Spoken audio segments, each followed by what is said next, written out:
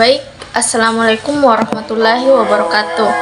Perkenalkan, nama saya Miss Dayanti dari kelas 22 HTN 3. Di sini saya akan mereview materi tentang hukum pidana, delik, dan juga dolus. Sebelum saya masuk ke materi, saya terlebih dahulu akan membedakan antara pelanggaran dan kejahatan. Terdapat dua unsur, yang pertama regulasi dan yang kedua reaksi masyarakat atau unsur sosial. Oleh karena itu, apabila salah satu unsur yang terpenuhi maka dinamakan pelanggaran, dan apabila semua unsur terpenuhi maka dinamakan kejahatan. Baik, langsung saja pengertian hukum pidana. Hukum pidana adalah keseluruhan dari peraturan-peraturan yang menentukan perbuatan apa yang dilarang dan termasuk ke dalam tindak pidana, serta menentukan hukuman apa yang dapat dijatuhkan terhadap yang melakukannya, menurut Profesor Muljatno SH. Selanjutnya, tujuan hukum pidana menurut Redbridge: pertama, keadilan; yang kedua, kepastian; dan yang ketiga, kemanfaatan. Adapun tujuan lainnya ialah untuk mencari kebenaran material atau kebenaran sesuai dengan yang sesungguhnya. Selanjutnya, pembagian hukum pidana ada dua, yaitu pidana umum adalah jenis pidana yang termasuk dalam kodifikasi. Yang kedua, pidana khusus adalah tindak pidana yang pada dasarnya punya regulasi tertentu.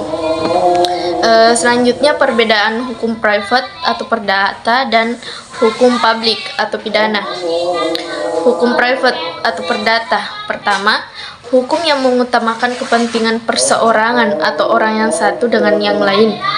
Yang kedua, yang mengajukan gugatan adalah orang yang merasa dirugikan. Yang ketiga, bunyinya penetapan. Selanjutnya, hukum publik atau pidana: hukum yang mengutamakan kepentingan negara atau masyarakat dengan orang perseorangan atau masyarakat umum. Yang kedua, yang mengajukan tuntutan yaitu negara melalui jaksa penuntut umum. Dan yang ketiga, bunyinya putusan. Selanjutnya, dalam pidana, hakim bersifat aktif. Hakim bisa meminta lebih dari tuntutan jaksa. Sedangkan dalam perdata, hakim bersifat pasif, tidak boleh lebih dari gugatan. Materi selanjutnya yaitu delik. Adapun pengertian delik yaitu delik berasal dari kata delictum yang berarti perbuatan pidana atau tindak pidana. Delik dan tindak pidana memiliki arti yang sama.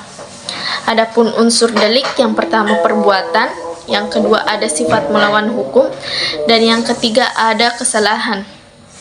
Ada kesalahan terbagi menjadi dua, yaitu sengaja dan lalai. Sengaja adalah adanya unsur kesengajaan atau mengandung niat, sedangkan lalai adalah tidak mengandung niat. 4.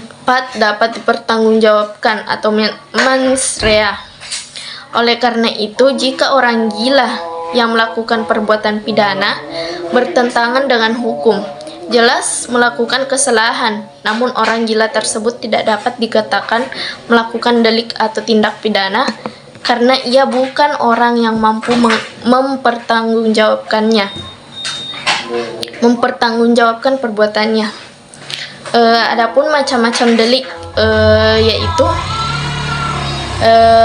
delik formil adalah delik yang dikatakan selesai kalau sudah terjadi satu atau dua kegiatan. Yang kedua, delik material adalah delik yang dikatakan selesai adanya akibat. Delik sengaja adalah delik yang dilakukan dengan sengaja yang mengandung niat.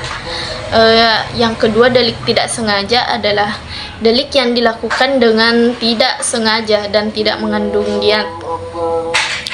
Adapun delik aduan dan delik biasa. Delik aduan adalah delik yang hanya bisa dituntut apabila ada aduan dari korban.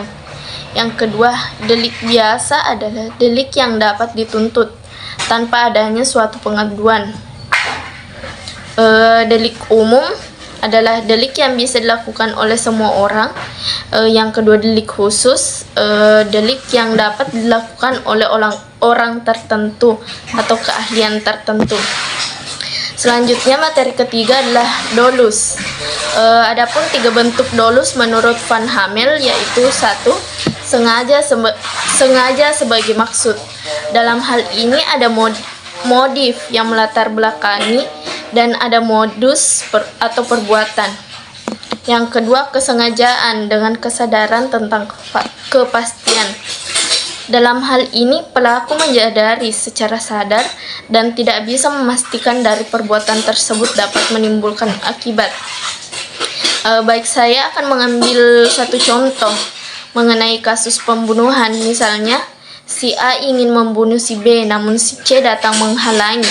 Sehingga, jika si A tetap membunuh atau menembak si B, pasti si C akan tertembak. Oleh karena itu, si B merupakan kesengajaan dengan kesadaran dan si C merupakan kesengajaan dengan kepastian.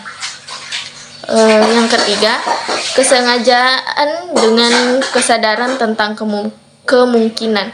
Dalam hal ini, pelaku bisa memberikan atau menduga-duga selain apa yang dimaksudkan mungkin menimbulkan hal lain. Contohnya, si A ingin membunuh si B dengan menaruh racun di makanan, tetapi makanan tersebut akan dikirimkan ke dalam kelas. Yang ada dalam pikiran si A, kemungkinan semua orang akan memakan makanan tersebut dan akan meninggal. Oleh karena itu, si B merupakan kesengajaan dengan kesadaran, sedangkan orang yang meninggal dalam ruangan merupakan kesengajaan tentang kemungkinan. Baik, mungkin itu saja yang bisa saya sampaikan. Terima kasih. Wassalamualaikum warahmatullahi wabarakatuh.